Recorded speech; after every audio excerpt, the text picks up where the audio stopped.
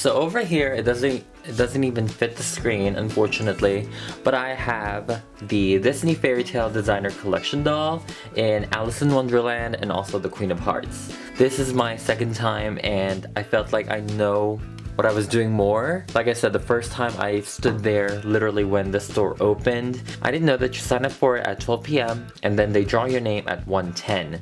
So I was in the mall for like 4 hours my first time. So this one was a little more easy breezy. So I'm just gonna go ahead and do a review.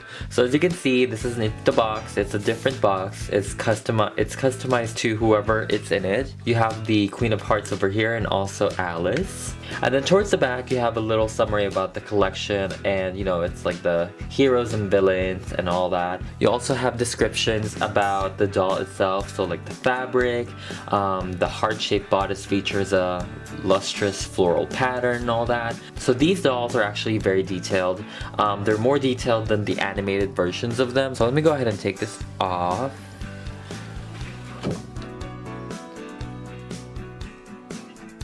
So focusing on Alice, I really love her doll. I like the fact that she is young and she's not like a teenager version or like an adult version. She is definitely her younger version, which is, you know, realistic to the movie. Her hair is really glued together. Like this part is all one piece. This part is one piece, and also the back.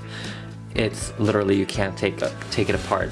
Her ribbon, her bow is, I think, just a ribbon. It's nothing special like anything, and I think it's just pinned into her hair. She does have real eyelashes and also minimal makeup. I believe she has like a mauve-y type of eye. So she does have makeup and also lipstick. For her dress, I really love this apron and also this set.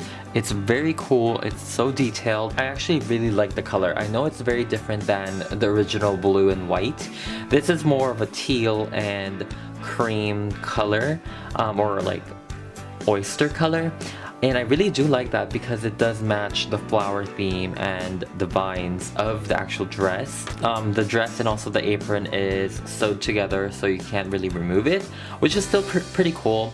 And I like the fact that the actual fabric of this fabric over here has a design of its own. It's like very fleur-de-lis. You know, it has details, and that's kind of cool. It's not just a plain, you know, blue fabric, or it's not plain teal fabric. So it's kind of cool. It has dimension in there. But you guys already know what I'm going to say. I really love this embroidery in her apron. It's so cool. Like all this embroidery over here, it's very rich.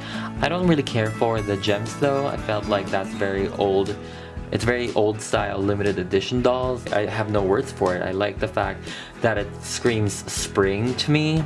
It's very Japanese cherry blossoms as well. At the same time, it looks like daisies. So yeah, it's just very cool. Towards the bottom, she does have a underpinning as well. It's not, I don't think it does a lot to her actual skirt. It's kind of a cool detail because, you know, normal dolls won't have underpinning. So it's really cool. For her shoes, she actually does have just normal shoes. It's very realistic to the movie. I don't think her feet bends.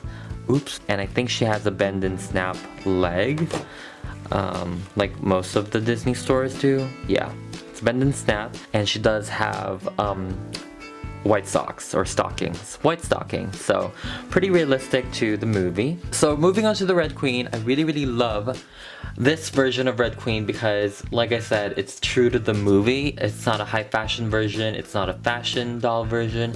It is the Red Queen, and I love the fact that her head itself is very detailed. She has blushing over here. She's looking at Alice. She does have real eyelashes as well. Her hair, you guys need to see the hair from this side. It's so freaking cool.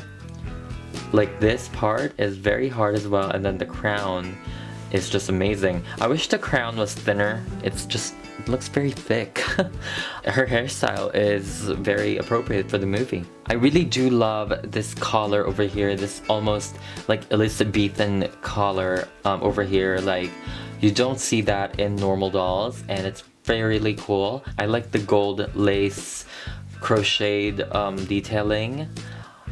towards the sides. I'm not sure how I feel about her bodice because over here, this is supposed to be skin. This is supposed to be showing, and yeah, so pretty much the construction of this is that the body is soft and plushy. The head, the arms, and maybe even the bottom. Yeah, so the legs, they're all plastic and vinyl. I'm bothered by the fact that the heart looks like it's glued there and it's not really a bodice. It doesn't look like it belongs to the actual outfit.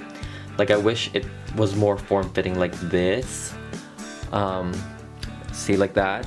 That one changes the look dramatically.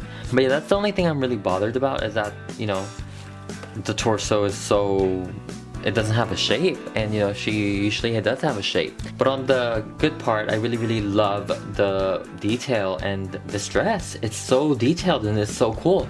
I do like the embroidery again over here. The gems are working for me. The fact that the fabric itself is very detailed is really cool, even in the black version. She does also hold a scepter for herself, so it's kind of cool. It's just a heart on it. And then for the skirt, same exact fabric, but also it has the embroidery of hearts over here with a crown on it. So it's very cool. It's the same with the black part, if you can see over here. So it's pretty much the same. The fabric is also the same, it's just not as obvious because it is a black fabric. Inside, I can actually tell that it's a layered skirt, and I think she has 3 layers of skirt, and this is all paper behind it. She almost has the detailing of an underlining as well, and she's actually floating in there. I'm gonna use my Lumi so you guys can see this. Yeah, she's actually floating in there. I think regardless, she's still taller than Alice, but they wanted to really emphasize how short Alice is.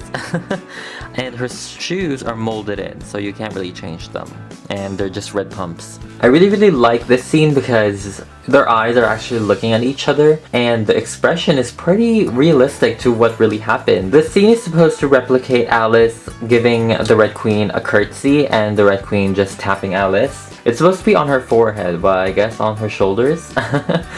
Overall, I really love this set.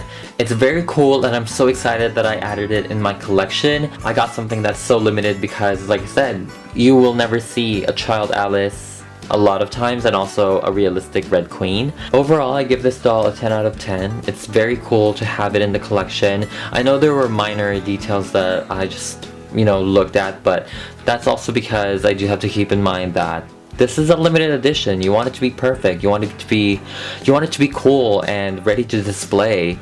And these dolls aren't really for play anyway, but they are for display, and you would want it to be perfect. And you know, I mean, I gave it a 10 out of 10 because why not?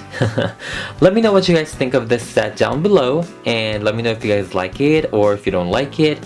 And yeah, I hope you guys enjoyed my review, and I'll see you guys on my next video. Bye!